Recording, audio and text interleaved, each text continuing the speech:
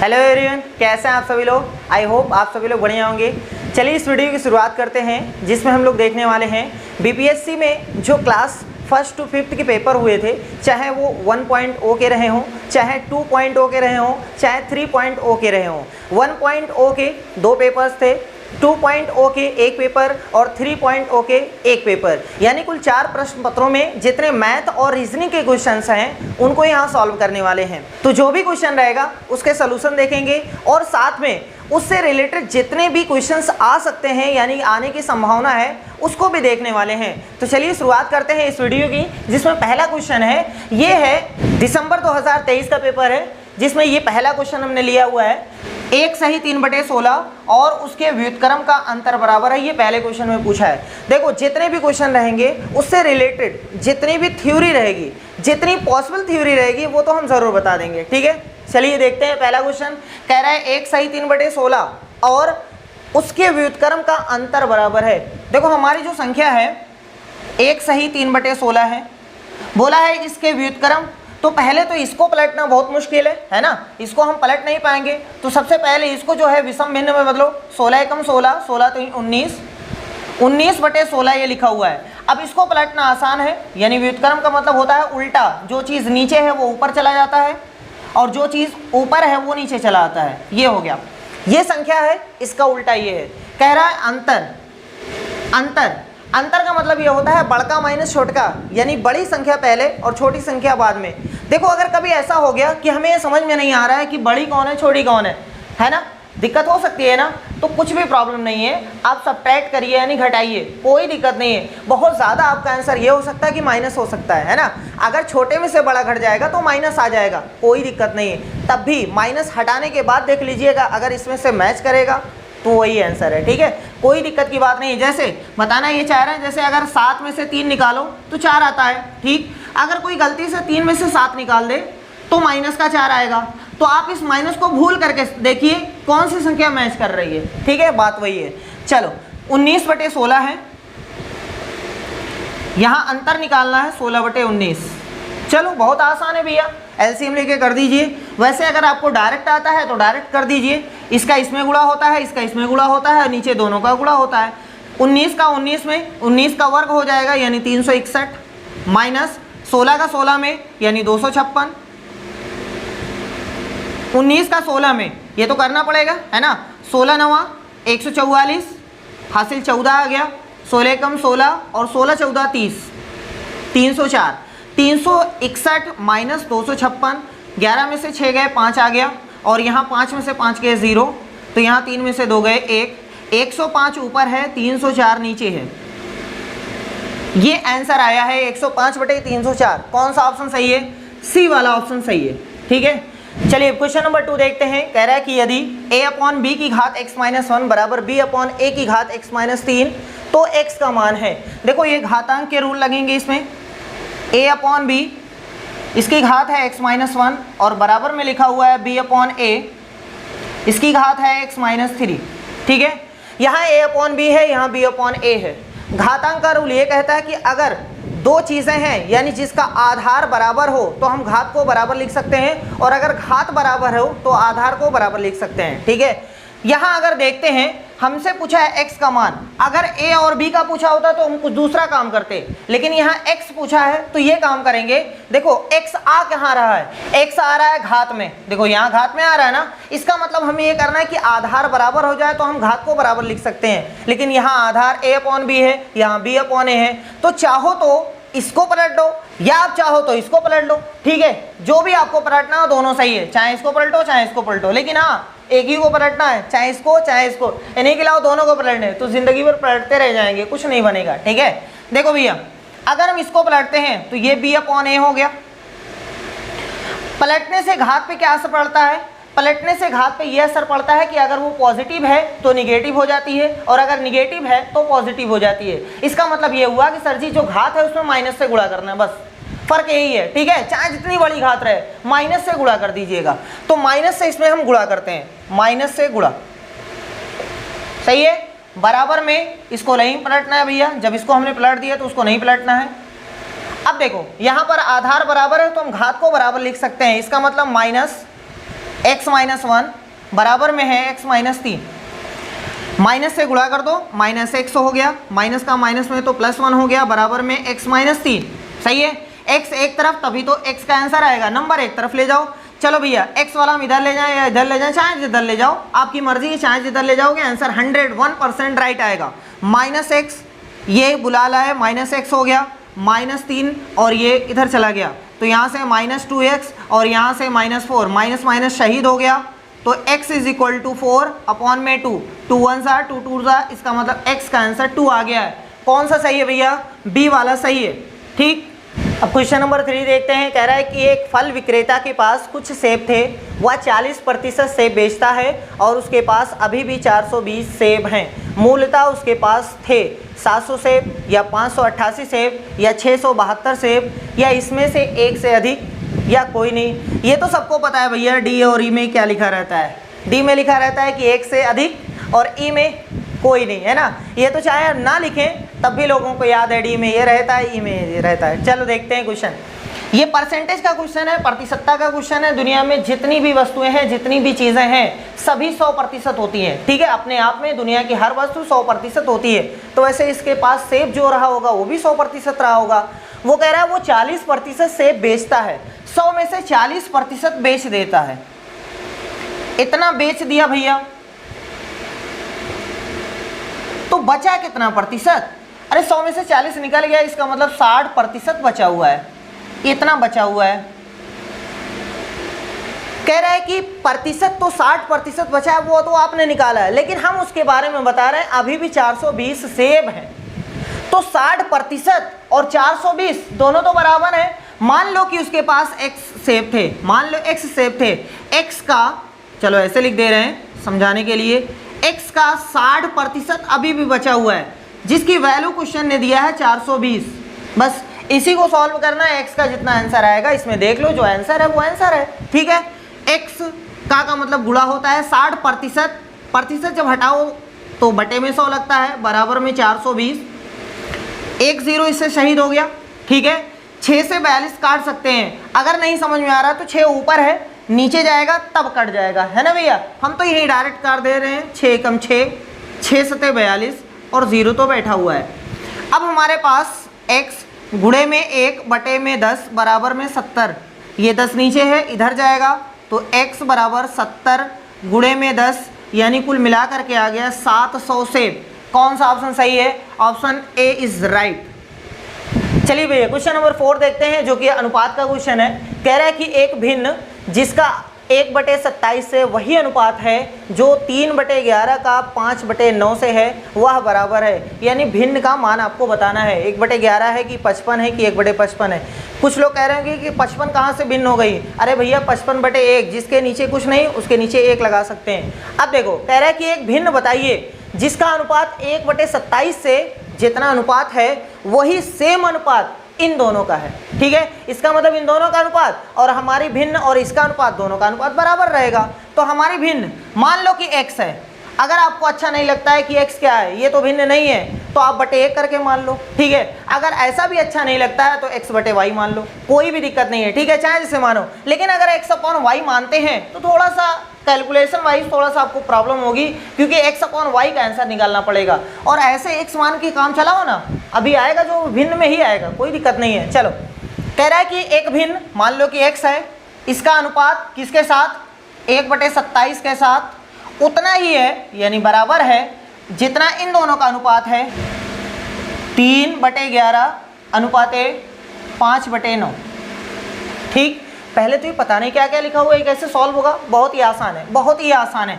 सबसे पहले आप इन दोनों को गुणा कर सकते हैं। अगर बीच में अनुपात है तो ऊपर वाला नीचे वाले के साथ गुणा हो सकता है, ये वाला इसके साथ गुणा हो सकता है, ये वाला इसके साथ गुणा हो सकता है। तो हम वैसे ही कर लेते हैं, 27 का x में तो 27x आ गया, और यहाँ पर अनुपात का निशान है, यहाँ 1 के साथ कुछ नहीं ना, नीचे 1 है ना, तो इतना ही रहेगा।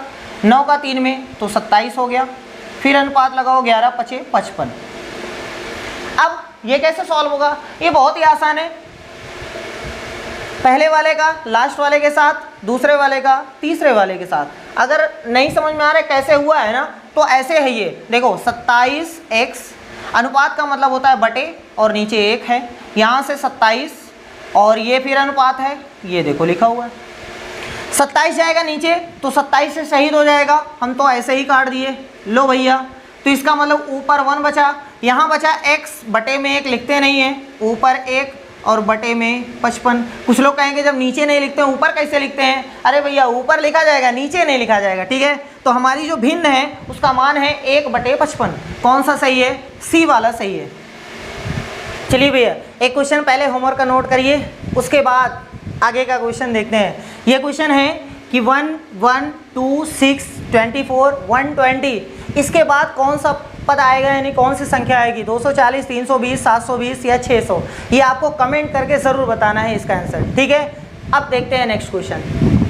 अब क्वेश्चन नंबर 5 देखते हैं। कह रहा है कि यदि साधारण ब्याज की वार्षिक दर 10% से बढ़कर 12.5% हो जाती है तो एक आदमी की वार्षिक आय 1250 रुपये बढ़ जाती है, उसका मूलधन कितना था? देखो, पहले जो दर उसको मिलती थी वो 10%, इसका मतलब 100 रुपये अगर वो जमा करता है तो 1 साल में 10 रुपया बढ़ता है। लेकिन वो कह रहा है 10% से 12.5 हो गई, पहले कितनी थी? 10%, अब कितनी हो गई है? 12.5। इसको आप ऐसे भी लिख सकते हैं 12.5। पहले 10 मिलता था, अब 12.5। कितनी बढ़ी है? अगर देखा जाए तो 2.5% बढ़ी है। इस 2.5% के बढ़ने की वजह से उसमें कितने की वृद्धि हुई? 1250 रुपये की। कुछ मूलधन रहा होगा, मान लेते हैं कि मूलधन जो है वो x है, x का इतना प्रतिशत बढ़ा और जो कि रुपयों में 1250 है, बस काम खत्म है। हमारे पास इतना रुपया है, इसका जब हमने इतना प्रतिशत निकाला तो 1250 दे रहा है, तो निकाल दो भैया, इतने का बराबर 1250, काम खत्म। x का आंसर निकालो, वही है मूलधन। चलो भैया निकालते हैं। x गुणे 2.5 बटे में 100 बराबर में 1250। देखो, जहां भी दशमलव रहना उसको ऐसे काटो। दशमलव अगर ऊपर है तो नीचे 0 बढ़ाओ, ठीक, और अगर नीचे है तो ऊपर 0 बढ़ाओ। अगर ऊपर नीचे दोनों है तो अभी क्वेश्चन आएगा तो हम बताएंगे, ठीक है। फिलहाल देखो, ऊपर है, नीचे 0 बढ़ाकर सत्यानाश कर दो। जब दशमलव जाएगा तो दशमलव के बाद कितना अंक है? 1 0 बढ़ा लो, बस काम खत्म। ऊपर हो गया 25 और नीचे हो गया 1000। अब देखो ये कट रहा है, चाहे इसको इससे काट दो, चाहे इसको इससे काट दो, कोई दिक्कत नहीं है, दोनों से कट सकता है। अगर इससे काटना है तो काट दो, कोई प्रॉब्लम नहीं है। 25 से कम 25, 25 पंजे 125, अभी 0 बचा हुआ है। चलो भैया, अब x बराबर ये इसके साथ गुणा में जाएगा, यानी 50 गुणे में 1000 तो 50,000 हो गया। इतना छोटा सा नन्ना मुन्ना सा क्वेश्चन था ये, ऑप्शन बी वाला इसका राइट है। अब क्वेश्चन नंबर 6 देखते हैं। कह रहा है एक वृत्त की परिधि एक वर्ग की परिधि के बराबर है। परिधि का मतलब होता है किसी चीज़ का एक चक्कर जब हम लगाते हैं तो टोटल चली गई दूरी परिधि कहलाती है, ठीक है। जैसे देखो, एक वृत्त है, जब हम यहाँ से यहाँ तक पूरी दूरी एक चक्कर लगाएंगे तो उसको परिधि बोलते हैं। वर्ग में भैया जी यहाँ से अगर स्टार्ट करते हैं, एक चक्कर लगाते हैं, उसको परिधि बोलते हैं, जिसको एक्चुअल में वर्ग के लिए परिमाप बोला जाता है, लेकिन यहाँ परिधि यूज़ किया, कोई दिक्कत नहीं है, चीज़ वही है, ठीक है। वृत्त की परिधि यानी 2πr। वृत्त में 2 फार्मूला होता है, एक परिधि एक क्षेत्रफल। वृत्त का क्षेत्रफल πr² और वृत्त की परिधि 2πr। इसमें क्षेत्रफल भुजा का वर्ग, परिमाप 4 गुणे भुजा, ठीक है। परिधि मतलब वही परिमाप। चलो 4 गुणे भुजा, भुजा को कुछ भी लिख दें, ABCD कुछ भी लिख दें, चलो A लिख दिए, कोई दिक्कत तो नहीं है, ठीक। उनके क्षेत्रफलों का अनुपात कितना होगा? उनके क्षेत्रफल यानी वृत्त का क्षेत्रफल और वर्ग का क्षेत्रफल, उन दोनों का अनुपात कितना होगा? तो भैया जी ऊपर जो होना चाहिए वृत्त का क्षेत्रफल होना चाहिए और नीचे जो होना चाहिए वो वर्ग का क्षेत्रफल होना चाहिए। क्यों? क्योंकि पहले वृत्त की बात कर रहा है, बाद में वर्ग की बात कर रहा है, तो पहले वृत्त का बाद में वर्ग का। अच्छा, वृत्त का क्षेत्रफल कितना होता है? πr² होता है, ठीक है। वर्ग का क्षेत्रफल कितना होता है? भुजा का वर्ग यानी a का वर्ग, सही है। अगर कहीं से हमें r का आंसर पता चल जाए और a का आंसर पता चल जाए तो हम लाके यहाँ पटक करके आंसर निकाल सकते हैं। पाई तो हमें पता है 22/7 होता है, ठीक है। देखो, इस चीज़ को निकालने के लिए इस चीज़ का सहारा लेना है। चलो भैया 2 एकम 2, 2 दूनी 4, सही है। पाई का मान 22/7, यहाँ से r, यहाँ से 2a। अब यहाँ से 2 1 और यहाँ से 11। आपके पास जो बचा हुआ है 11/7, r बराबर a बचा हुआ है, सही है। देखो एक तरीका ये है कि a का आंसर ले चलो यहाँ पटक दो तब भी आंसर आ जाएगा, या फिर r का आंसर निकाल करके यहाँ पटक दो तब भी आंसर आ जाएगा, या फिर r और a का आंसर निकालो तब भी आंसर आ जाएगा। तो हम r और a वाले से बता दे रहे हैं आपको। 7 को कर दो ऊपर, 11 को कर दो नीचे और 1 को कर दो नीचे, समझ में आ रहा है। 7 नीचे है ऊपर जाएगा, चलो 11 ऊपर है नीचे आएगा, यहाँ r ऊपर है और यहाँ a नीचे आ जाएगा। देखो हमने अनुपात निकाल लिया है, r का मान 7, a का मान 11। r का मान एक्चुअल में 7 नहीं है, उसके साथ कुछ रहेगा, लेकिन जब भी कभी भी अनुपात पूछा हो तो यही वैल्यू पटक दो, आंसर आएगा 101% सही, ठीक है। तो ऐसे करके निकाल लिया करिए। r का मान 7 रखिएगा, a का मान 11, चलो रखते हैं। पाई का मान 22/7, r का मान देख लो यहाँ से 7, लेकिन 2 बार लिखना है, बटे में है a स्क्वायर यानी 11 का स्क्वायर, 11 गुणे 11, ये 7 और ये 7 शहीद हो गया। अब हमारे पास 22/7 ये ऊपर है और इसके नीचे है 11 गुणे 11, 11 एकम 11, 11 दूना 22। अब तो कुछ नहीं कटेगा, 2 सते 14 और नीचे 11 एकम 11, यानी आपका उत्तर हो गया 14:11। कौन सा ऑप्शन सही है? सी वाला ऑप्शन सही है। चलिए अब क्वेश्चन नंबर 7 देखते हैं। क्षेत्र मिति यानी मेंसुरेशन का क्वेश्चन है, बहुत ही आसान क्वेश्चन है, सिर्फ फार्मूला पता तुरंत आंसर लीजिए। देखिए क्या कह रहा है, एक घन का आयतन घन सेंटीमीटर में कितना है जिसका विकर्ण इतना है। घन का आयतन आपसे पूछा है, लेकिन विकर्ण दे करके। आपको पता है घन का आयतन भुजा का घन होता है ना, यानी भुजा गुणे भुजा गुणे भुजा, यानी भुजा 3 बार लिखिए गुणा करिए, लेकिन भुजा तो दिया नहीं है। तो अगर हम घन बनाते हैं तो ये विकर्ण का मतलब क्या होता है वो आप पहले समझ लीजिए, उसके बाद देखो सपोज कर लो यही घन है हमारा, ये घन है। विकर्ण का मतलब क्या होता है? विकर्ण का मतलब ये होता है कि सर जी इस वाले कोने से लेकर और इस सामने वाले कोने तक की जो लेंथ होती है उसको बोलते हैं विकर्ण, ठीक है। अगर ऐसे नहीं समझ में आया तो आप ऐसे समझिए, एक कोना ये वाला और एक कोना ये वाला, यहाँ से यहाँ तक जब मिलाओगे तो उसको बोलते हैं विकर्ण, ठीक है। ऐसे ना करिएगा लाओ इसको इससे मिला दें विकर्ण, नहीं भैया, ठीक है। देखो जैसे ये रूम है, मान लो ये घन है, तो अगर इस कोने से डायरेक्ट सामने वाले कोने तक की जो लंबाई होगी उसको बोलते हैं विकर्ण। ऐसा नहीं कि इस वाले कोने से इस वाले कोने तक, नहीं, ऐसा नहीं है। अगर उस वाले कोने से आपको देखना है तो वो सामने वाले से इस वाले कोने तक, तो उसको बोलते हैं विकर्ण। और विकर्ण की लंबाई का फार्मूला होता है, घन में विकर्ण की लंबाई का फार्मूला होता है √3 गुणे में भुजा यानी a लिख देते हैं, ठीक है। ये विकर्ण की लंबाई का फार्मूला होता है, सही है। यही फार्मूला अगर आपको पता है ना तो ये क्वेश्चन बहुत ही आसान है। चलो रखते हैं भैया, विकर्ण का मान इसने दिया है 4√3 और फार्मूला ये बताता है। तो यहाँ से ये जो a है वो भुजा है भैया, ये दोनों शहीद हो गए, इसका मतलब a यानी भुजा आ गई। भुजा का मान 4 सेंटीमीटर है तो सेंटीमीटर, बस काम खत्म। अब इसका घन पूछा है, अब इसका आयतन पूछा है, तो घन का आयतन क्या होता है भैया? भुजा का घन है ना, यानी a³। तो भैया 4 गुणे 4 गुणे 4, इसका मतलब 64, गुणा कर लीजिएगा आराम से आ जाएगा, बी वाला सही है। अब क्वेश्चन नंबर 8 देखते हैं, अलजेब्रा का क्वेश्चन है। कह रहा है कि x³ + 1 - x - 1, ठीक है, के गुणनखंडों में से एक है। इसका एक गुणनखंड क्या है? ये है कि ये है कि ये है, या कोई नहीं है, या एक से ज़्यादा है। देखो हमारा क्वेश्चन जो है x³ + 1 और ब्रैकेट में है -x - 1। अगर हम देखते हैं x³ + 1 का क्यूब लिख करके, तो ये a³ + b³ का फार्मूला बनेगा। उसके बाद अगर हम लिख करके करते हैं तो x + 1 एक ब्रैकेट में आएगा, दूसरे में x² + 1 - x आएगा, और यहाँ x - 1 है, इसके पास x + 1, इसके पास x - 1, यानी कुछ भी कॉमन नहीं निकला, ठीक है। इसका मतलब ये तरीका फेल हो गया। दूसरा तरीका ये है, सर जी ओपन करके देखो, हो सकता है कुछ बन जाए, -x + 1 यानी x³ - x और यहाँ से ये दोनों मिलकर के प्लस का 2 हो गए। अब देखो यहाँ पर अगर पावर 2 होती यानी स्क्वायर होता तब हम इसको फैक्टराइज कर सकते थे, गुणनखंड कर सकते थे, लेकिन यहाँ 3 घात है तो नहीं होगा। ठीक है, बहुत ही मुश्किल है।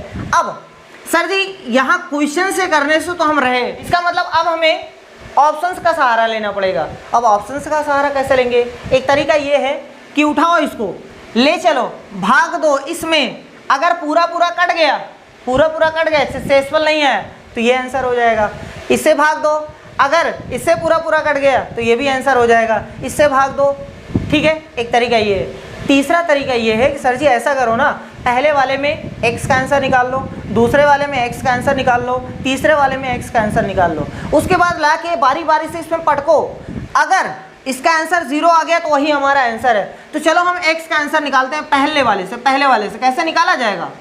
बस बराबर 0 करके यहाँ से x² बराबर -1।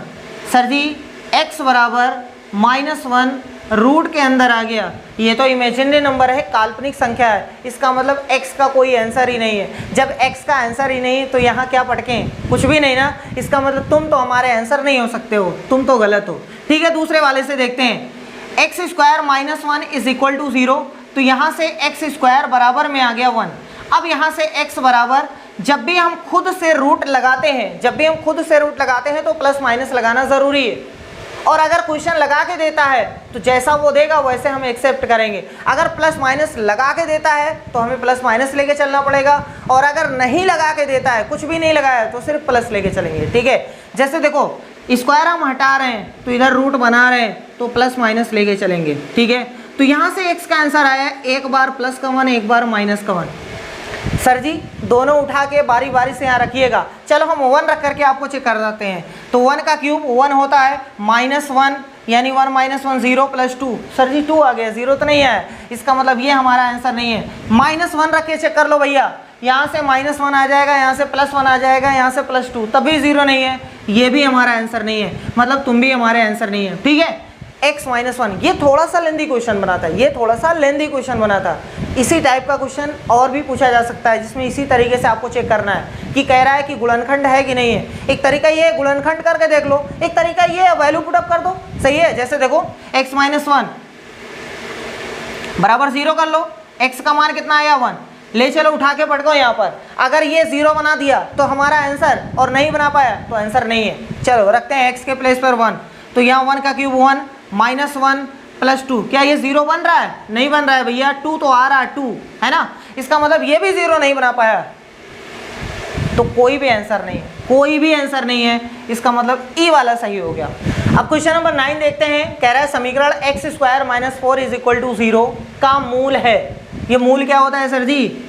मूल का मतलब होता है x का एक ऐसा मान, यानी x की ऐसी वैल्यू जो यहाँ पर पटकने पर इसका आंसर भी 0 कर दे, मतलब दोनों साइड 0 कर दे। ऐसी कौन सी वैल्यू है, उस वैल्यू को बोलते हैं मूल। ठीक है, हमारा समीकरण क्या है? x² - 4 = 0। इसकी मैक्सिमम पावर कितनी है, अधिकतम घात कितनी है? 2, इसलिए ये द्विघात समीकरण है। और याद रखिएगा, जितनी मैक्सिमम घात होगी यानी सबसे बड़ी घात जो होगी किसी भी समीकरण के, उतने ही मूल निकलते हैं। इसमें सबसे बड़ी घात 2 है, इसका मतलब इसके 2 रूट निकलेंगे, 2 मूल निकलेंगे, इसका 2 आंसर रहेगा। ठीक है, चलो कैसे निकाला जाता है सर जी? एक तरीका ये है कि ऑप्शन से करो, 2 उठा के रखो, यहाँ रखो 2 का स्क्वायर यानी 4 - 4, इधर भी 0 उधर भी 0 यानी 2 हमारा आंसर है। -2 उठाओ, ये भी हमारा आंसर है। ठीक है, वैल्यू पटक पटक करके चेक कर लो, जो आंसर 0 = 0 कर दे वो आंसर है। सही है। दूसरा तरीका ये है कि सॉल्व करो इसको।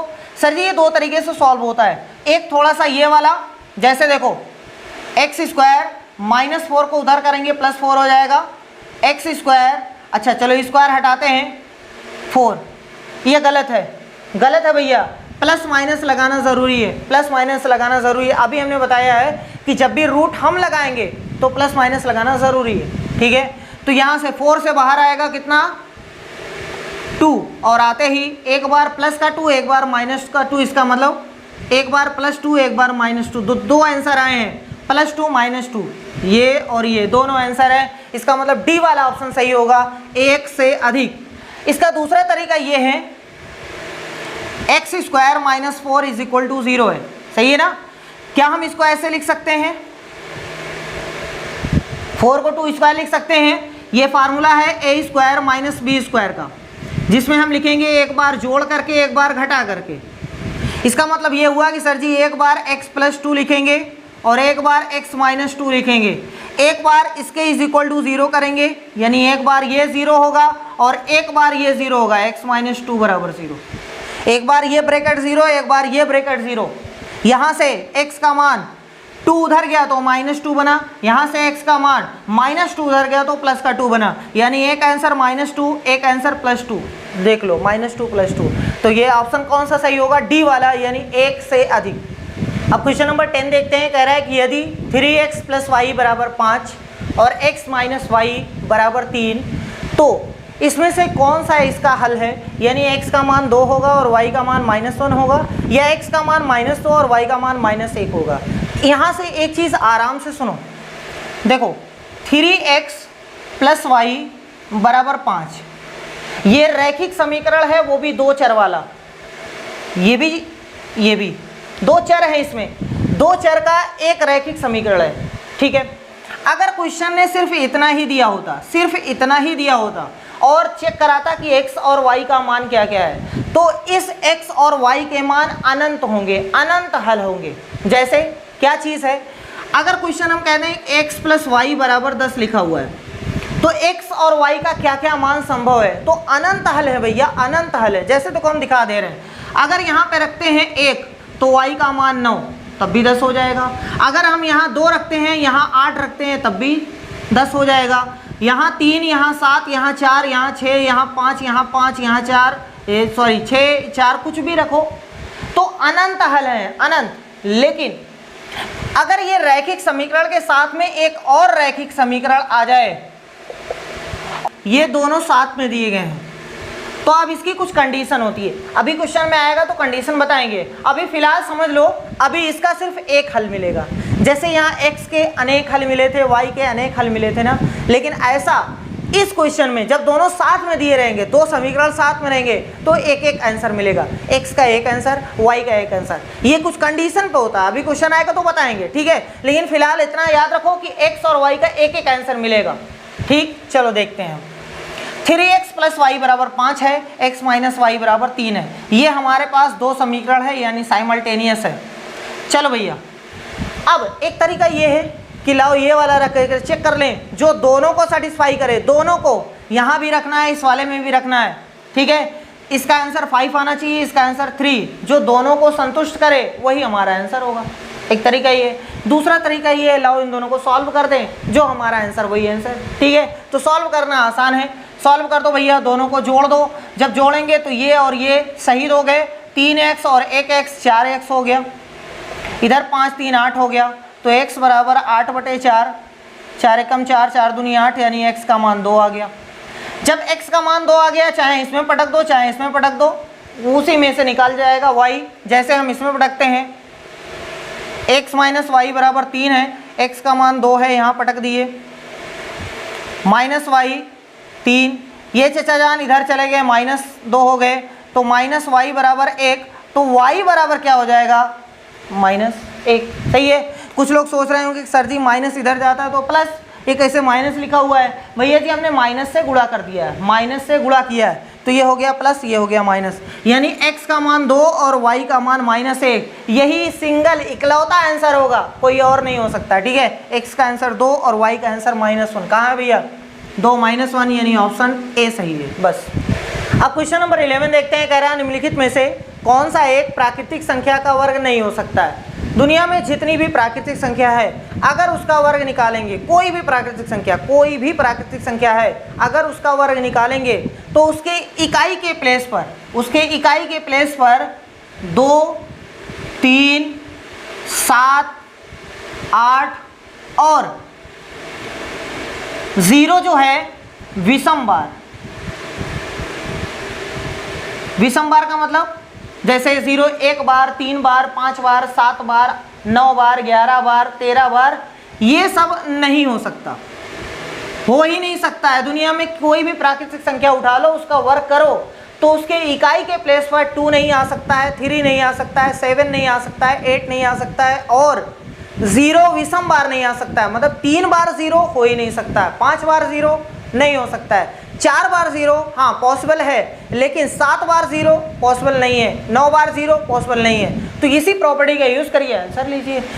2 3 7 8 नहीं हो सकता है, 0 विषम बार नहीं हो सकता, 1 हो सकता है, 5 हो सकता है, 7 नहीं हो सकता है, इम्पॉसिबल है। इसका मतलब यही वाला ऑप्शन सही है, कह रहा है वर्ग नहीं हो सकता है, ये वाला नहीं हो सकता है। ठीक, अब क्वेश्चन नंबर 12 देखते हैं। कह रहा है कि यदि 1.5x is equal to 0.04y है तो y माइनस एक्स और y प्लस एक्स इन दोनों का अनुपात यानी बटे में इसका मान कितना होगा। देखो हमें क्या मिला हुआ है, 1.5x बराबर में है 0.04y। अगर हम कुछ ऐसा करें कि x ऊपर और y नीचे आ जाए तो हम x का आंसर y का आंसर दोनों यहाँ पटक सकते हैं। देखो हम दोनों का अनुपात निकाल लेते हैं, यानी x इधर, y को बुला लाए इधर, इधर ये चचा जान रुक गए अपने घर में और ये आ गया नीचे। अब पहले तो दशमलव का सत्यानाश करो। सर जी कैसे कटेगा, 10 से गुणा करें, 100 से गुणा करें, कुछ नहीं, ऐसे काटो। दशमलव के बाद कितने स्थान हैं, 1 2, दशमलव के बाद कितने अंक है, 1 2, दशमलव के बाद कितने हैं, 1। तो पहले ऐसा करो दोनों में बराबर कर लो। सर जी यहाँ 2 है, यहाँ 1, 0 बढ़ा के बराबर कर लो। ठीक है, जहाँ कम पड़ेगा 0 बढ़ा देना, 2 यहाँ भी हो गया, 2 यहाँ भी हो गया। दशमलव का सत्यानाश कर दो। ऊपर 004 यानी 4 बचा और नीचे 150 150। अब ये ना कहते हैं ना सर जी फ्री में आया था, फ्री में मिटा दे क्या, अरे भैया सत्यानाश हो जाएगा, ये आ गया है।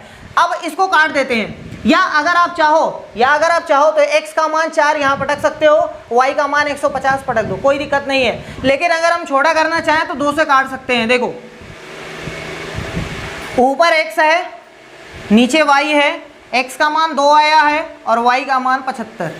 बार बार ये बताया जा रहा है कि जब भी अनुपात निकालना होगा तभी ऐसे पटक सकते हैं, नहीं तो इसके साथ में कुछ आपको लेना पड़ेगा, 2x 2y या 2z कुछ लेना पड़ेगा। ठीक है, या तो हमें अनुपात निकालना है तो हम डायरेक्ट पटक सकते हैं। x का मान 2, x की जगह पे 2 पटक सकते हैं, y की जगह पे 75। हमें किसका मान निकालना है, y माइनस एक्स ऊपर, y प्लस एक्स नीचे।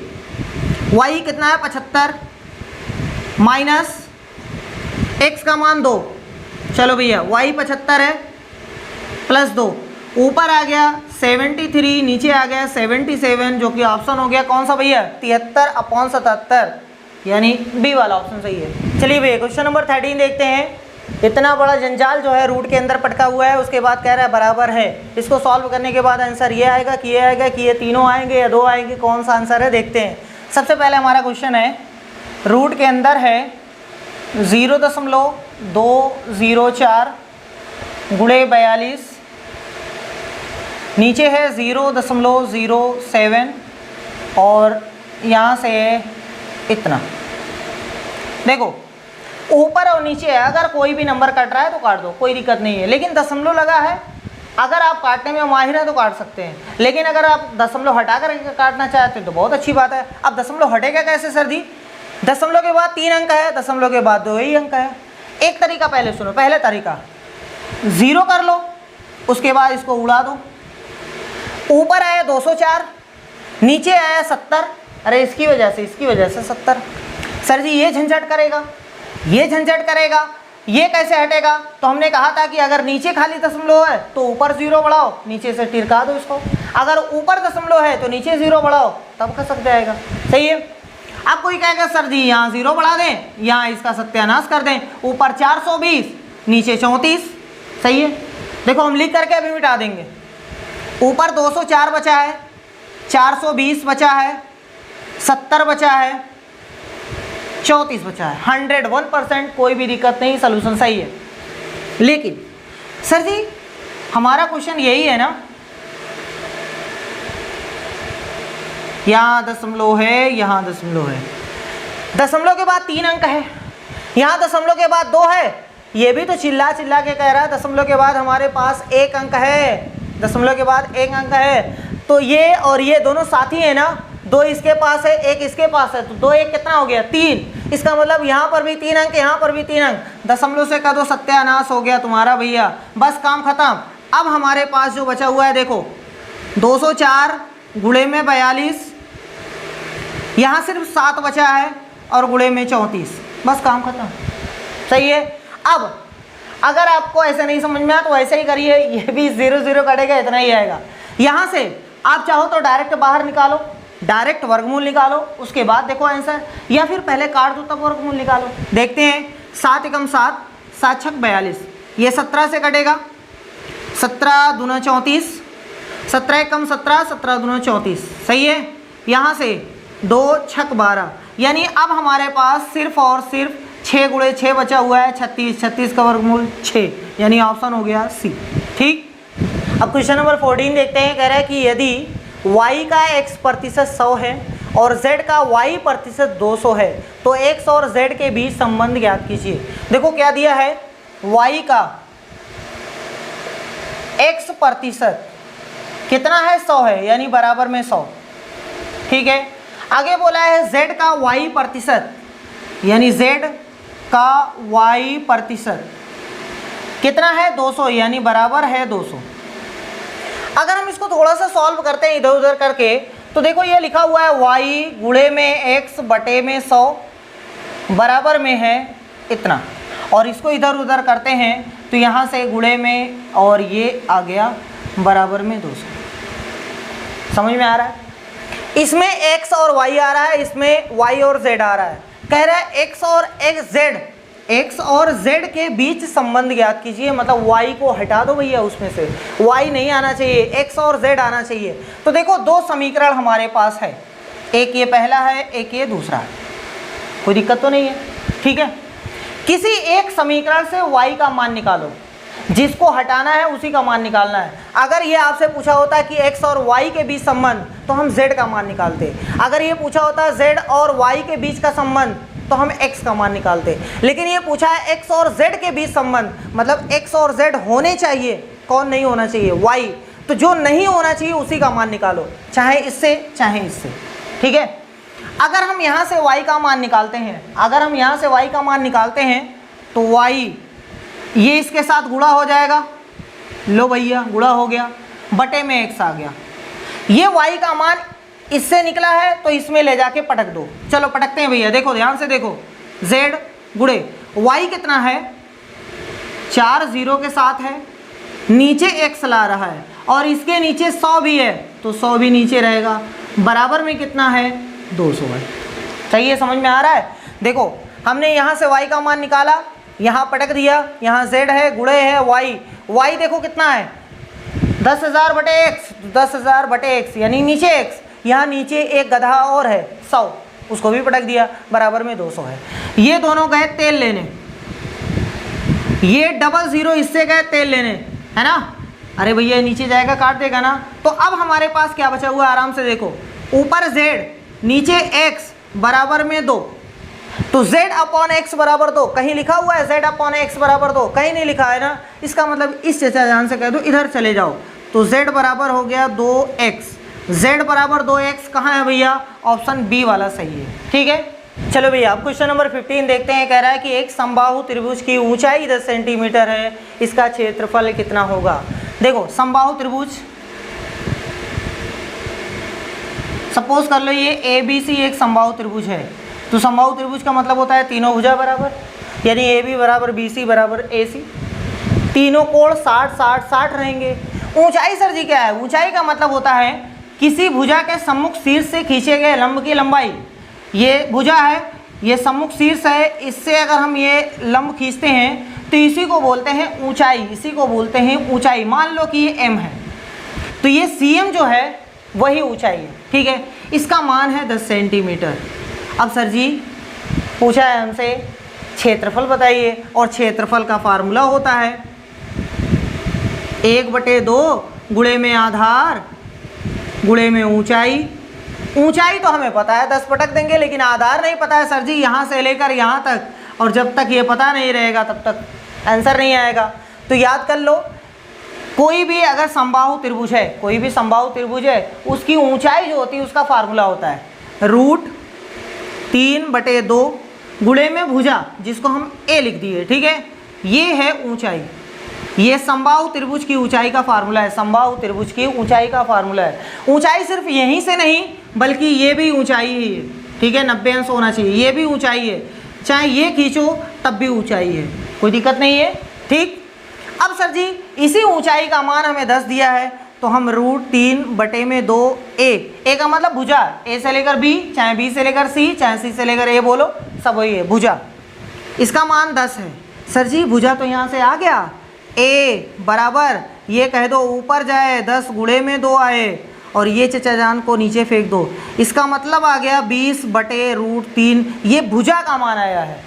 सर जी फार्मूले में पटक तो आंसर आ गया, क्षेत्रफल बराबर 1/2 गुणे ऊंचाई, सॉरी पहले आधार है तो आधार पटकते हैं, आधार कितना आया यानी ए से लेकर बी, वही भुजा 20/√3, समझ में आ रहा भैया, ये आधार का मतलब यही पूरा, ठीक है। तो ए से लेकर बी तक जिसको हम लोग भुजा बोलते हैं, भुजा का मान 20/√3 आया, तो हमने पटक दिया। ऊंचाई वो तो पहले से बता रहा है 10 है, लो भैया इसी को सॉल्व करो, आंसर आ गया। ये गया तेल लेने, यहाँ आया 10, ऊपर 10 यानी ऊपर हो गया 100 और नीचे है √3, इतना सेंटीमीटर स्क्वायर। अगर वो किलोमीटर होता तो किलोमीटर का स्क्वायर होता, यानी कौन सा ऑप्शन सही है, ऑप्शन सी वाला सही है, 100/√3 सेंटीमीटर। अब क्वेश्चन नंबर 16 देखते हैं, जो कि मैथ का लास्ट क्वेश्चन है, इसके बाद रीजनिंग के क्वेश्चंस देखेंगे। क्वेश्चन ये कह रहा है 16 वाला, निम्नलिखित में से कौन सा एक पद है, एक पद का मतलब मोनोमियल है, जिसमें 2 पद होते हैं उसको बाइनोमियल कहते हैं, यानी द्विपद, ठीक है। उसके बाद जिसमें 3 होते हैं उसको ट्राइनोमियल, ऐसे सारा बोलते हैं, ठीक है। देखो भैया एक पद का मतलब होता है, पद क्या होता है, पद का मतलब होता है एक नंबर और लेटर का कॉम्बिनेशन जो होता है उसको एक पद बोलते हैं। सर जी पद हमेशा देखेंगे सिंप्लीफाई करने के बाद, यानी सरल करने के बाद हम लोग पद देखेंगे। जैसे अगर कोई आपसे कहे कि भैया बताइए a+5 में कितने पद हैं, तो एक पद ये है, एक पद ये है, क्योंकि ये दोनों जुड़ नहीं सकते हैं, इसलिए इसको हम सरल नहीं कर सकते, तो इसमें द्विपद है। अगर कोई कहे कि 9+5, सर जी इसमें एक पद है, क्योंकि इसको हम जोड़ सकते हैं, ये 14 लिखा हुआ है, सही है, तो ये एक पद है। अब याद कर लीजिए प्लस और माइनस से पद अलग होते हैं, प्लस और माइनस से, गुणा से नहीं। जैसे अगर कल को कोई आपसे पूछे 9 गुणे x लिखा हुआ है, इसमें कितने पद हैं, तो भैया जी इसमें सिर्फ एक प्लस लगा हुआ है, इसलिए एक पद माना जाएगा। 9 बीच में गुणा है ना, उसका कोई फर्क नहीं पड़ता है, ये 9x लिखा हुआ है, ये चीज़ याद रखिएगा। और अगर last question 4a + 5b + 3c और प्लस में 4a, सर जी इसमें कितने पद हैं, इसमें 3 पद हैं, 4 पद नहीं है, क्योंकि 4a ये दोनों गधावे मिल जाएंगे, ये 8a है और प्लस में 5b है, प्लस में 3c है। तो याद रखिएगा पहले सिंप्लीफाई करेंगे यानी सरल करेंगे, उसके बाद बताएंगे। अब देखो एक पद, सर जी इसको हम सरल नहीं कर पाएंगे, ये सिंगल है, ठीक, इसको हम सरल कर नहीं पाएंगे, इसमें 2 पद है, इसमें 3 पद है, क्योंकि उसको हम सरल नहीं कर पाएंगे, इसमें 1 पद है, इसमें 2 पद है, इसमें 3 पद है, हमसे 1 पद वाला पूछा है, इसका मतलब ये वाला सही है। चलिए भैया क्वेश्चन नंबर 17 देखते हैं। अब यहाँ से रीजनिंग के क्वेश्चन हैं जो भी रहेंगे, 16-17 क्वेश्चन देखते हैं। कह रहा है नीचे दिए गए शब्दों को सार्थक क्रम में व्यवस्थित कीजिए। दंड, पुलिस, अपराध, न्याय, निर्णय, इसमें से सबसे पहले कौन आएगा, उसके बाद कौन आएगा, फिर उसके बाद, फिर उसके बाद, फिर उसके बाद। कह रहा है नीचे दिए गए कोड का प्रयोग कर सही उत्तर का चयन कीजिए। पहले तीसरा नंबर आएगा, फिर 1 नंबर, फिर 2 नंबर, फिर 4 नंबर, फिर 5 नंबर, या ये वाला सही है, ये वाला सही है, या एक से ज़्यादा सही है, या कोई नहीं सही है, ये आपको देखना है। देखो इसको आराम से पढ़िए, लिखा हुआ है दंड, पुलिस, अपराध, न्याय, निर्णय। क्या सबसे पहले आपको दंड मिलता है, नहीं, ऐसा नहीं है ना। देखो पुलिस भी है ना, अपराध है, न्याय है, निर्णय है, इसका मतलब इसमें सबसे पहले जो होगा, अगर मान लेते हैं कोई आदमी है, सबसे पहले वो अपराध करेगा, सबसे पहले वो अपराध करेगा, यानी सबसे पहले 3 नंबर आएगा, ठीक। जब वो अपराध करेगा उसके बाद क्या होगी, पुलिस आएगी, पकड़ के ले जाएगी, इसका मतलब दूसरा नंबर। अगर यहाँ से आप देखना चाहते हैं तो ये आंसर सही है, ठीक है, लेकिन हम आपको पूरा बताते हैं। देखो पहले अपराध करेगा वो आदमी, फिर उसको पुलिस पकड़ के ले जाएगी, फिर क्या होगा, फिर उसको जो भी 1 दिन रखेगी या 24 घंटे के अंदर उसको अदालत में पेश किया जाएगा, किस लिए, न्याय के लिए, ठीक है, न्याय के लिए उसको अदालत में पेश किया जाएगा, इसका मतलब ये वाला रहेगा। फिर क्या होगा, फिर अदालत में जज साहब सबकी सुनने के बाद गाना गाएंगे, मार दिया जाए कि छोड़ दिया जाए, इसका मतलब वहाँ पर निर्णय लिया जाएगा। तो कौन सा आ जाएगा? 5वां वाला। फिर उसके बाद अगर मारा जाता है तो लटका दिया जाएगा, है ना। जो भी होगा दंड मिलेगा अगर आपने अपराध किया है कोई संगीन। वैसे ये इंडिया है, यहाँ किसी को मिलता उलता नहीं हमारे हिसाब से। चलो देखते हैं लास्ट में कौन आ गया, दंड। 32, 4, 51 ये आपका सही है। 3, 2, 4, 5, 1 कौन सा है भैया? तीसरा वाला आपका सही है। मतलब आप पहले अपराध करेंगे, पुलिस पकड़ के ले जाएगी, न्याय किया जाएगा, उसमें आपको वही गाना चलेगा, मार दिया जाएगा, छोड़ दिया जाए, निर्णय लिया जाएगा और फिर आपको दंड तक पहुंचा दिया जाएगा। अब क्वेश्चन नंबर 18 देखते हैं। एकदम हलवा प्रश्न है भैया, कुछ भी नहीं क्वेश्चन में है। कह रहा है कि शब्द कॉम्पैटिबिलिटी के अक्षरों से निम्नलिखित में से कौन सा एक शब्द नहीं बनाया जा सकता है। हमारा जो शब्द है कॉम्पैटिबिलिटी, है ना, लो भैया ये है, देख लो, मिला लो, वही चीज़ है। कह रहा है कि कौन सा नहीं बनाया जा सकता है। MYOPIC क्या इसमें है कि नहीं है? M हाँ भैया है, O भी है, Y भी है, उसके बाद P भी है, हाँ P भी है, I भी है, I तो ढेर सारा है, कोई सा भी ले लो, C, इसका मतलब सभी इसके लेटर मिल गए, इसका मतलब ये बनाया जा सकता है। तो वो पूछ रहा है कौन सा नहीं बनाया जा सकता है, ये तो गलत है। इम्प्लीसिट देखते हैं, इम्प्लीसिट IMPLICIT सभी तो मिल गए भैया, इसका मतलब ये भी बनाया जा सकता है। इसका देखते हैं TITLE, देखो इसमें E आया है लेकिन यहाँ पर नहीं है, इसका मतलब टाइटल लिखने के लिए E आना चाहिए, तो इसके पास है नहीं, ये नहीं बन सकता है, तो यही वाला हमारा आंसर सही है। चलिए भैया क्वेश्चन नंबर 19 देखते हैं। रमेश मोहित से लंबा है परंतु राजीव जितना लंबा नहीं है। कमलेश श्याम से लंबा है परंतु मोहित जितना लंबा नहीं है। इनमें सबसे लंबा कौन है, ये आपसे पूछा गया है। देखो जब भी इस टाइप के प्रश्न हो कि इससे बड़ा है, इससे लंबा है, इससे छोटा है, इससे मोटा है, इससे पतला है, तो हमेशा छोटा सा फिगर बनाइए। फिगर का मतलब जैसे कोई लंबा है तो उसको ऊपर रखिए, नाटा है तो नीचे रखिए, ठीक है, मोटा है तो ऊपर रखिए, पतला है तो नीचे रखिए, इस तरीके से फिगर बनाइए। देखो कह रहा है कि रमेश मोहित से लंबा है, अच्छा इसका मतलब ऊपर जो रहेंगे वो रमेश चचा रहेंगे और उसके नीचे मोहित रहेंगे। आप इसको शॉर्ट फॉर्म में चाहे जैसे लिख सकते हो, रमेश को R लिख दो, मोहित को M लिख दो, कोई दिक्कत नहीं, हम तो समझा रहे हैं, ठीक है। रमेश मोहित से लंबा है परंतु राजीव जितना लंबा नहीं है। कौन, जिसके बारे में बात हो रही है, रमेश। रमेश जो है वो राजीव जितना लंबा नहीं है। ये रमेश चाहे जितना उड़ ले लेकिन राजीव कितने लंबे नहीं, इसका मतलब इससे बड़ा जो है वो राजीव है, इससे लंबा, ठीक। थोड़ा सा गैप इसलिए रख रहे हैं क्योंकि हो सकता है पूरा क्वेश्चन में कोई अंदर घुस जाए, इसलिए आप भी रखिएगा, ठीक है। थोड़ा सा गैप रखा करिए, हो सकता है बीच में कोई घुसने लायक हो, है ना। चलो आगे देखते हैं।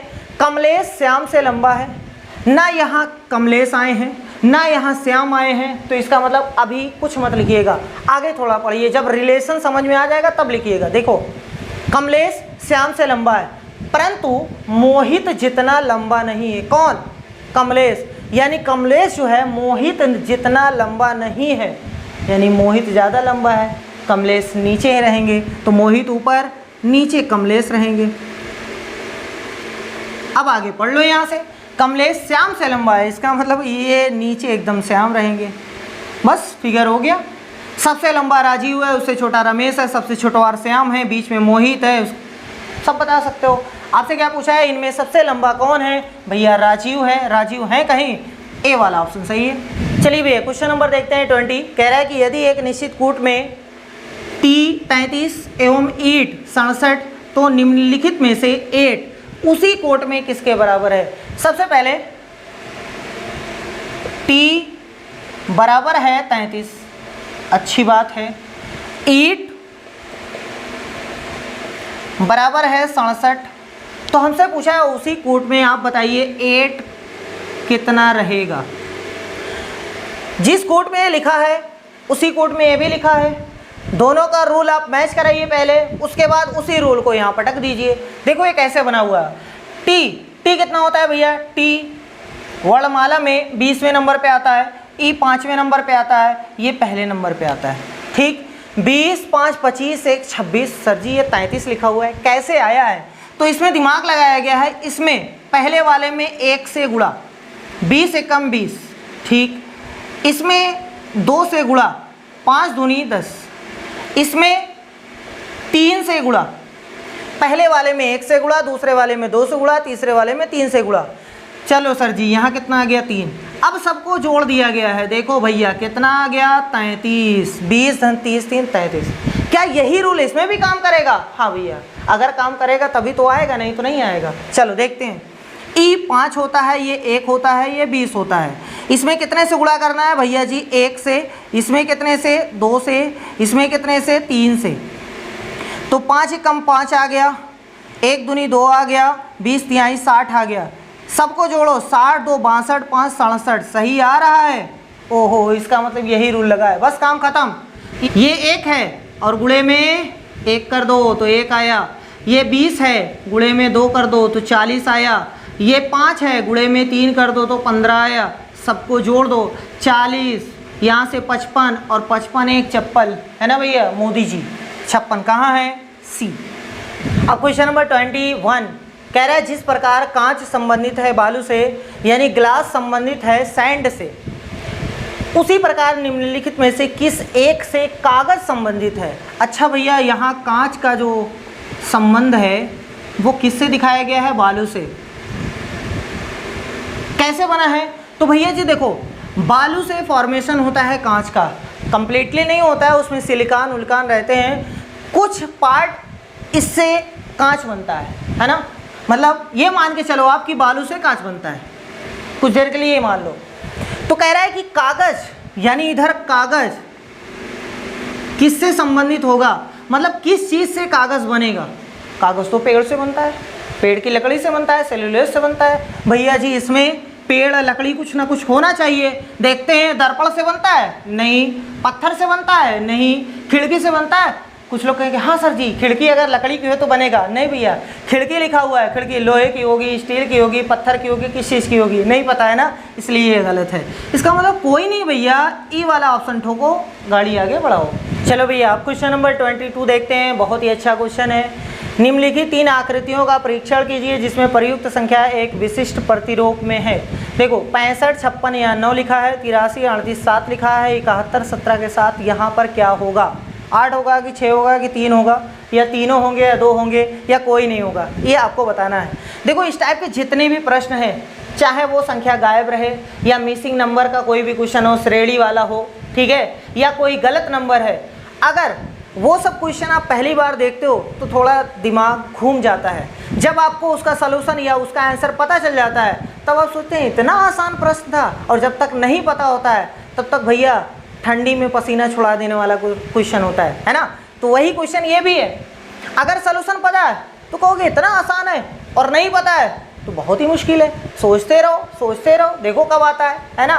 रीजनिंग के प्रश्न ऐसे ही होते हैं भैया। चलो देखते हैं, 65 56 9 लिखा है, 83 38 7, तो 71 17 कितना होगा? बहुत ही आसान है, क्योंकि हमें पता है इसलिए आसान है ना भैया।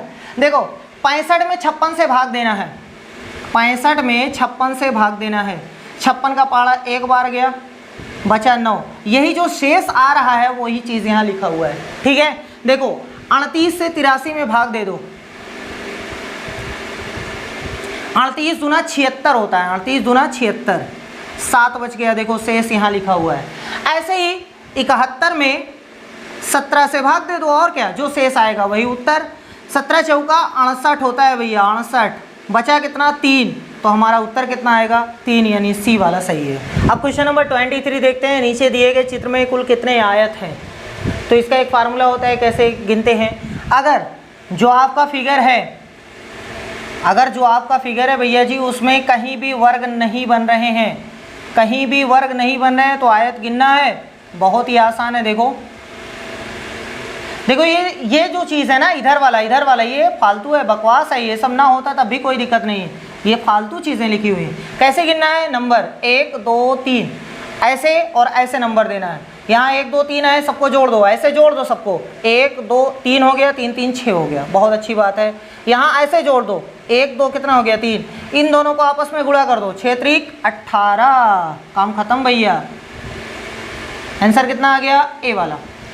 सर जी गिनाइए कैसे 18 आ रहा है? बहुत ही आसान है। देखो गिनने का भी तरीका आपको बता दे रहे हैं। गिनने में हमेशा याद रखिएगा, पहले एक एक खाना गिनिएगा, फिर जब एक वाला ख़त्म तो दो दो बॉक्स, फिर दो वाला ख़त्म तो तीन तीन, फिर चार चार, फिर पाँच पाँच, ऐसे गिनिएगा। ये नहीं कि चाहे जहाँ से स्टार्ट हो जाइए, नहीं, मिस्टेक हो जाएगी आपसे। जैसे देखो हम एक एक पहले गिनते हैं, एक एक वाला, 1 2 3 4 5 6, कितने हो गए भैया? 6।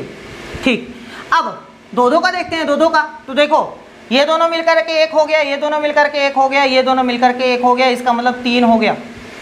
आगे देखो अभी दो दो और हैं, ये एक और ये एक, ऐसे ही ये एक और ये एक, तो कुल मिला के 4 ये भी हो गया। सही है, समझ में आ रहा है? सर जी दो दो का काम खत्म हो गया, अब 3 3 का देखते हैं। 3 3 का देखो 1 2 3, ये ऊपर और ये नीचे। सही है, 3 3 तो कहीं नहीं है। सर जी 4 4 देख लो, 4 4 कहाँ बनेंगे? देखो 1 2 3 4, एक ये आयत बन रहा है, एक ये आयत बन रहा है, तो 2 आयत ये है।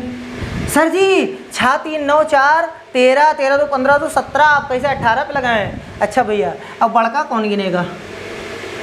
बड़का भी तो है ना, इसका मतलब कुल मिलाकर के 18। ठीक है, तो हर क्वेश्चन में नहीं गिना जा सकता है, इसलिए बहुत बड़ा रहेगा। तो आराम से ऐसे पहले ऐसे जोड़िए, पहले ऐसे जोड़िए, फिर दोनों को गुणा कर दिया, आंसर हो गया। अब क्वेश्चन नंबर 24 देखते हैं। घड़ी पर आधारित प्रश्न है। कह रहा है 6 एवं 7 बजे के मध्य एक घड़ी की 2 सुइयाँ एक साथ होंगी। जैसे मान लो ये हमारे पास घड़ी है, यहाँ 12 होता है, यहाँ 6 होता है, यहाँ 7, यहाँ 9, यहाँ 8, है ना भैया? ऐसे ही तो होता है। चलो यहाँ 3 होता है, यहाँ 12 होता है, चलो लिख दिए थोड़ा थोड़ा, यहाँ 5, यहाँ 4। कह रहा है 6 एवं 7 बजे के मध्य, 6 एवं 7 यानी यहाँ और यहाँ के बीच में घड़ी की दोनों सुइयाँ एक साथ होंगी। मतलब कि ये बड़की वाली सुइया है तो इसी पर छोटकी वाली भी सुइया होनी चाहिए, ऐसा टाइम होना चाहिए। ऐसा कब होगा? सर जी 6 बजकर के कुछ मिनट पे होगा, 6 बज के कुछ मिनट पर होगा। तो यानी घंटा कितना हो चुका है? सर जी कितना घंटा हो चुका है? 6 बजकर, यानी h का मान घंटा, आवर, ठीक है, 6 हो चुका है, 6 बजकर के कुछ मिनट। उस मिनट निकालने का फार्मूला है, उस मिनट को निकालने का फार्मूला है सर जी, मिनट बराबर होता है 30h plus minus theta. Theta का मतलब कोण। सर जी ये क्या दे दिए हैं? कोण का मतलब दोनों सुइयों के मध्य कोण कितना है।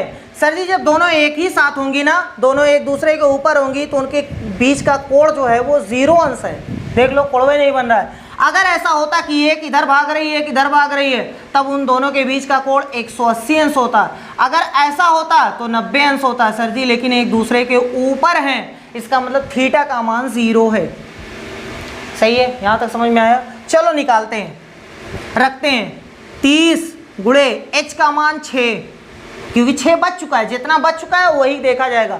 या ऐसे याद कर लो, जिसके बीच देखना है वो पहला वाला नंबर, 6 और 7 में 6, 9 10 में 9, 5 और 6 में 5। ठीक है, चलो ऐसे प्लस माइनस दोनों साथ में लेके चलेंगे। याद रखिएगा थीटा का मान 0 है, बहुत अच्छी बात है, 2/11 है। सर जी ये 180 है, 180 में जोड़ना और घटाना है 0। ये लक है कि यहाँ 0 आ गया। अगर यहाँ 0 ना होता तो 2 केस बनता। 2 केस बनता क्या सर जी? एक बार हम सॉल्व करते 180 प्लस 0, यहाँ तो 0 है ना, इसलिए आ गया। चलो थीटा लिख दिए, थीटा और 2/11 से गुणा होता। और एक अलग से सॉल्व करते 180 माइनस थीटा गुणे 2/11, इसको अलग सॉल्व करते। ठीक है भैया, ये थीटा है। एक आंसर ये, एक आंसर ये, दोनों सही नहीं होगा। क्यों? क्योंकि सर जी हमें एक आंसर काटना है। याद रखिएगा, अगर इसका या इसका अगर आंसर निगेटिव आ गया तो निगेटिव वाला आंसर काट देंगे, निगेटिव वाला नहीं लेंगे, तो एक ही बचेगा। सही है। अगर कभी ऐसा हो गया 60 से ज़्यादा, अरे भैया क्योंकि हम मिनट निकाल रहे हैं, 60 से ज़्यादा हो ही नहीं सकता है। 60 से ज़्यादा हो गया तो 7 बज के कुछ मिनट हो जाएगा, हम तो 6 बज के कुछ मिनट ढूंढ रहे हैं, तो 60 से ज़्यादा वाले को काट दीजिएगा। अगर निगेटिव उत्तर आता है तो उसको काट दीजिएगा, 60 से ज़्यादा आता है तो उसको काट दीजिएगा। लेकिन सर जी हमारे पास 2 केस है नहीं, तो हम इन सब से बचे हुए हैं, लेकिन अगर आ गया तो याद कर लीजिएगा। ठीक है, चलो इन सब से हम बचे हुए हैं। हमें तो 180 चाहे 0 उसमें जोड़ो चाहे घटाओ, बात वही 180 ही रहेगा। गुणे में 2/11। अच्छा सर जी, 180 गुणे 2 360 बटे में 11 भाग 2। कितनी बार पहाड़ा जाएगा? 11 तियाँ 33। बहुत अच्छी बात है, 11 तियाँ 33। अभी 3 बचा, 30 हुआ, 11 दूनी 22। अभी कितना बचा? 8। तो जितना बचता है ऊपर और जितना नीचे था वो पटक देते हैं, यानी इतना मिनट 6:32 सही 8/11 मिनट। कहाँ है सर जी? 6:32 सही 8/11 मिनट पर घड़ी की दोनों सुइयाँ 6 और 7 बजे के मध्य एक दूसरे पर होंगी। ठीक, चलिए भैया अब देखते हैं क्वेश्चन नंबर 25। ये भी दिमाग को घुमाने वाला क्वेश्चन है, जब तक सोल्यूशन नहीं पता है तब तक। पता चल गया तो चुटकियों का खेल है ना भैया। कह रहा है कि यदि 9 * 7 = 32, 13 * 7 = 120 तथा 17 * 9 = 108, देन 19 * 11 का आंसर कितना होगा? सबसे पहले पहला देखते हैं, 9 * 7, इसका आंसर 32 लिखा हुआ है, बहुत अच्छी बात है। अगला है 13 * 7, सर जी 120 लिखा हुआ है। उसके बाद है 17 * 9 108 लिखा हुआ है। हमसे पूछा है 19 * 11 का आंसर कितना होगा? तो पहले हम इन तीनों में रिलेशन देखते हैं, जो रिलेशन इसमें रहेगा वही रिलेशन उसमें। देखो ये कैसे बना हुआ है, क्योंकि हमें पता है इसलिए हम डायरेक्ट बता रहे हैं। ठीक है भैया, देखो पहले इन दोनों को जोड़ दो, इन दोनों को घटा दो, अब जितना आया है ना उन दोनों को गुणा कर दो, काम खत्म। यानी a² - b² का फार्मूला लगा दो, बस काम खत्म भैया। चलो 9 × 7 = 16, यहाँ से 2, 16 दूना 32, बहुत अच्छी बात है। 13 में 7 जोड़ो, कितना आएगा? 20। अब घटाओ, 13 में से 7 गए 6, 20 छक्का 120 सही लिखा हुआ है। इन दोनों को जोड़ो, 17 और 9 26, और इन दोनों को घटाओ 8, 26 × 208। अरे भैया यहाँ सॉरी, यहाँ 208 रहेगा भैया, 108 नहीं 208। तो ये हो गया 208। इसका मतलब यही रूल लगेगा, एक बार जोड़ो एक बार घटाओ फिर गुणा कर दो। 19 में 11 जोड़ेंगे तो 30, 19 में से 11 घटाएंगे तो 8, 3 × 8 = 24, यानी 240। कहाँ है भैया 240? सी वाला ऑप्शन सही है। अब क्वेश्चन नंबर 26 देखते हैं। कह रहा है नीचे दी गई श्रृंखला में विलुप्त संख्या ज्ञात कीजिए। श्रृंखला हमारी है 5 है प्रथम पद, उसके बाद 17 है, फिर 37 है, फिर 65 है, फिर गायब है, फिर 145 है। जब भी श्रृंखला हो तो हमेशा दिमाग सबट्रैक्ट पे जाना चाहिए, यानी घटाने पर, यानी इसमें से इसको घटाओ, इस तरीके से सोचा करिए। ठीक है, मतलब इधर से देखेंगे तो जोड़ करके बनाई गई है। देखते हैं इन दोनों का अंतर कितना? 17 यानी 12, बहुत अच्छी बात है। इन दोनों में 37 - 17 20, बहुत अच्छी बात है। इन दोनों में 28, सर जी गायब। अच्छा, यहाँ तो बाद में पता चलेगा। अब देखो यहाँ इसमें 12 जोड़ा गया तो 17 बना, बहुत अच्छी बात है। इसमें भी 12 जोड़ना चाहिए, नहीं ऐसा नहीं हुआ है। 12 यहाँ 20 जोड़ा गया, यहाँ 28 जोड़ा गया। इसका मतलब जोड़ने वाली जो संख्या है वो 8 बढ़ा करके जोड़ी जा रही है, 8 बढ़ा करके जोड़ी जा रही है। पहले बारे में 12 जोड़ा गया, फिर 20 जोड़ा गया, फिर 28 जोड़ा गया, फिर 36 जोड़ा जाएगा, फिर उसके बाद 44 जोड़ा जाएगा, फिर 52 जोड़ा जाएगा, इस तरीके से चलेगी। 12 20 28, इसमें कितना जोड़ना चाहिए भैया? 36 जोड़ना चाहिए। तो इसमें 36 जोड़ दो, 6 5 11 हासिल 1, यहाँ से 101। कौन सा सही है? ए वाला। अगर आपको ऐसे नहीं समझ में आया तो आप ऐसे कर सकते हैं, फिर से सर जी यहाँ 8 आया, सर जी यहाँ 8 आया, सर जी यहाँ 8 आया, इस तरीके से कर लीजिए। ठीक, अब क्वेश्चन नंबर 27 बहुत ही आसान, अब तक का सबसे इजी, सबसे हलवा, सबसे आसान। देखते हैं, वह शब्द चुनिए जो समूह के अन्य शब्दों से कम मेल खाता है। पहला गुलाब है, दूसरा गेंदे का फूल है, तीसरा कमल है, बाकी वही पुराना डर रहा है ना भैया। देखो गुलाब और गेंदे का जो फूल होता है, उसका जो पौधा होता है वो थल पे पाया जाता है, थल यानी ज़मीन पर पाया जाता है। लेकिन कमल का जो फूल खिलता है वो कीचड़ में, यानी ये सबसे मेल नहीं खाता है। तो यही हमारा ऑप्शन सही हो गया। चलिए भैया इस क्वेश्चन को देखते हैं 28। ये भी आसान क्वेश्चन है, अगर आपने रीजनिंग पढ़ा है उसमें अल्फ़ाबेटिकल सीरीज़ पढ़ी है तो बहुत ही आसान क्वेश्चन है। देखो कह रहा है AZGTMN, उसके बाद खाली है, फिर YB। ये कुछ और नहीं है बल्कि विपरीत हैं, विपरीत। A का उल्टा Z होता है, M का उल्टा N होता है, वही सब लिखे हुए हैं। विपरीत का मतलब आपको समझ में आ रहा है? A का क्रमांक और Z का क्रमांक अगर जोड़ने पर 27 आ जाए तो उसको बोलते हैं विपरीत। ठीक, A का 1 होता है, Z का 26 27, जी का 7 होता है, टी का 20 27, एम का 13 होता है, एन का 14 27, इसमें किसका 27 है, वही हमारा आंसर। एस का 19, ये 8 19 8 27, 11 6 17 नहीं भैया, टी 20 और ये 19, ये तो 39 पहुंच गया, तो यही वाला ऑप्शन सही है, एस एच। अब क्वेश्चन नंबर 29 देखते हैं। कह रहा है यदि किसी निश्चित भाषा में रिमोट को इतना लिखा गया के रूप में कोडित किया जाता है तो कौन सा कोड इसका होगा। अच्छा देखते हैं, रिमोट REMOTE, तो भैया जी इसको क्या लिखा गया है, ROTEME, बहुत अच्छी बात है। उसके बाद बोला है स्लोली को क्या लिखा जाएगा, SLOWLY। पहले वाले को ऐसे ही पटका गया है तो हम भी ऐसे ही पटक देंगे। ये ओ कहाँ से आया है सर जी, अच्छा पहले देख लो, ये यहाँ गया है, ठीक, खुश हो जाओ। और ई वाला लास्ट में वहीं पटका गया है तो इसको भी हम वैसे ही पटक दे रहे हैं। अब इन लोगों में खेल है, देखो आराम से देखो, पहले इसको यहाँ पटको, फिर इसको यहाँ पटको, फिर इसको यहाँ पटको, ठीक, और इसको यहाँ पटको। ओहो सर जी ये पैटर्न है, अच्छा तो यहाँ इसको बुला लाओ WA को, यहाँ L को बुला लाओ, और यहाँ ये चले जाएंगे, यहाँ ये चले जाएंगे, काम खत्म। यहाँ L, यहाँ O, SWA यही ऑप्शन सही है। चलिए भैया क्वेश्चन नंबर 30, यदि आप एक प्रबंधक हैं और आपका कोई कर्मचारी सही से काम नहीं कर रहा है तो आप एक प्रबंधक के रूप में क्या करेंगे, ये आपको बताना है। देखो सबसे पहला लिखा हुआ है उससे बात करेंगे और उसकी समस्या जानने का प्रयास करेंगे। हाँ ये सबसे मेन पॉइंट है भैया। बी उसे निकाल देंगे, नहीं ऐसा नहीं करेंगे, ठीक है, ये गलत है। पहले उसकी समस्या जानने की कोशिश करेंगे हम लोग। सी उसे सुधारने के लिए 2 सप्ताह का समय देंगे। अरे भैया ये तो चेतावनी है, ये भी गलत है, ये तो चेतावनी आप दे रहे हैं, सुधर जाओ नहीं तो निकाल दिए जाओगे, नहीं ऐसा नहीं है, ठीक है। तो ये ऑप्शन ए सही है। इस तरीके के जब भी प्रश्न आते हैं तो हमेशा 2-3 चीज़ें आप अपने दिमाग में रखिएगा। जैसे नैतिकता को अपने दिमाग में होना चाहिए, ठीक है, नैतिकता कभी गड़बड़ नहीं होनी चाहिए इसमें। दूसरा मानवीय मूल्यों को ध्यान में रखना है, ठीक है, इन सारी चीज़ों को अगर ध्यान में रखेंगे तो इस टाइप के क्वेश्चन हलवा लगेंगे। अब क्वेश्चन नंबर 31 देखते हैं। कह रहा है 60 विद्यार्थियों की एक कक्षा में जहां लड़कियां लड़कों से 2 गुनी हैं।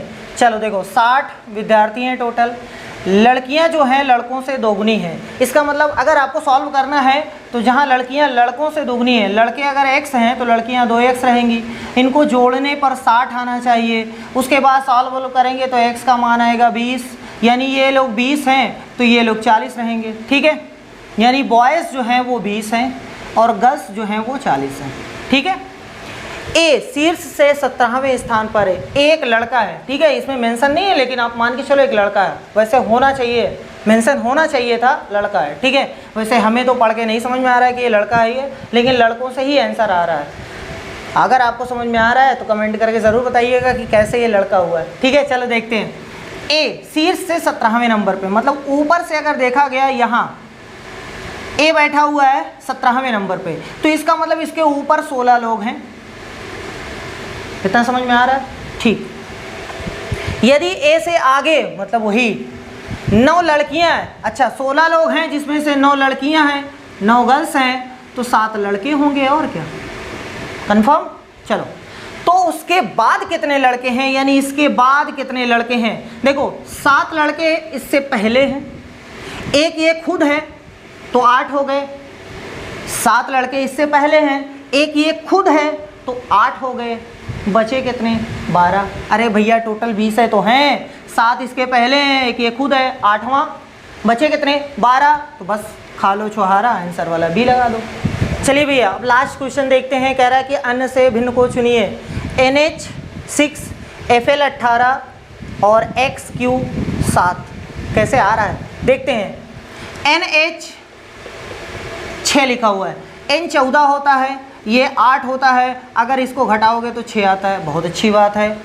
FL 18 लिखा हुआ है, F का मान 6 होता है, L का 12 होता है, सर जी जोड़ोगे तो 18 आता है, इसका मतलब घटाओ जोड़ आ गया। चलो XQ देखते हैं, XQ 7 है, देखते हैं भैया।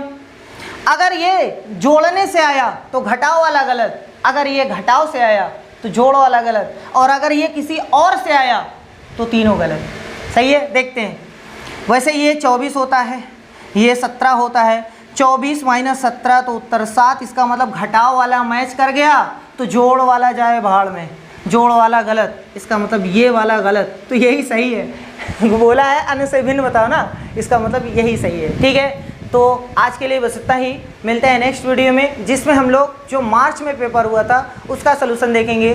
तो आज के लिए बस इतना ही। Thank you.